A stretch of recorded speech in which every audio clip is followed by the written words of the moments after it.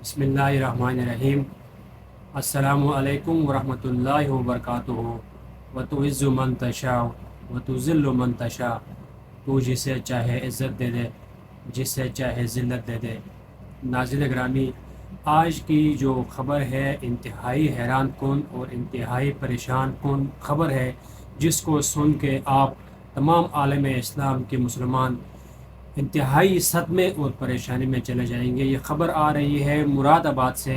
کہا جا رہا ہے کہ امام مسجد اکرم صاحب کو کسی نامعلوم افراد نے بے دردی سے قتل کیا ہے۔ کہا جا رہا ہے وہ اپنے گھر میں سو رہے تھے، گھر کی دوسری منزل پہ سو رہے تھے، صبح 4 بجے کا ٹائم تھا۔ ان کو کسی نامعلوم افراد کی کال آ رہی ہے، جس کال کر کے ان کو گھر سے باہر بلایا جا رہا ہے۔ جسے وہ گھر سے باہر نکلتے ہیں، ان کو پکڑ کر ساتھ ہی کھنڈر میں لے جا کر ان کو سینے کے اوپر گولی مار کر موقع پر ان کو مار دیا جاتا ہے۔ اور انتہائی افسوسناک خبر ہے، کچھ دن پہلے مولانا فاروق صاحب کو اس طرح ان کا واقعہ ہو گیا تھا، جس کو اس ٹائم پوری دنیا کو پتہ ہے۔ پوری دنیا میں ان کی یہ غم و غصے کی خبر پھیل گئی ہے، اور آج اتنا بڑا حادثہ پھر ہو گیا ہے۔ جناب مولانا اکرم صاحب کو بے دردی سے کسی نے قتل کیا ہے۔ کہا جا رہا ہے کہ وہ 15 سال سے اس محلے میں امام مسجد کی امامت کرا رہے تھے، اور ایک گھر میں اپنے 6 بچوں کے ساتھ پرسکون زندگی گزار رہے تھے۔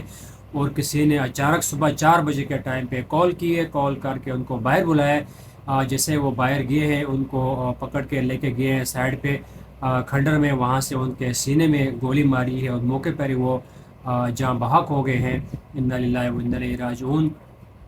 یہ غم اور یہ صدمہ صرف ان کے گھر والوں ہی سے صدقے ان کو پتہ ہے کتنا بڑا غم ہے، کتنا بڑا جو ہے نا صدمہ ہے۔ پورے عالم اسلام اس ٹائم اس خبر کو سن کر پریشان ہے اور حیران بھی ہو رہے ہیں، اور پورے عالم اسلام کا اس ٹائم یہی جو ہے نا متفقہ لائے عمل ہے کہ حکومت وقت ایسے شرپسند عناصر کو پکڑ کر کڑی سے کڑی سزا دیں، تاکہ دوبارہ اس طرح کا کوئی خوشگوار واقعہ رونما نہ ہوئے، کیونکہ اس سے پہلے مولانا فاروق صاحب کے ساتھ اس طرح واقعہ پیش آیا ہے۔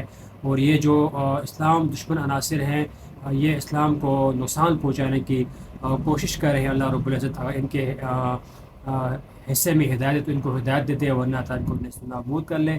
ناظرین گرامی، یہ خبر اس ٹائم بہت دردناک اور افسوسناک خبر ہے۔ اللہ رب العزت مولانا صاحب کی کروٹ جنت نصیب کرے، اور ان کی قبر کو جنت کے باغوں میں سے اور ایک باغ بنائے۔ اور اللہ رب العزت تمام مسلمانوں کو اپنے دین کی صحیح معنوں میں حفاظت کرنے کی توفیق عطا فرمائے۔ آمین۔ السلام علیکم ورحمۃ اللہ وبرکاتہ۔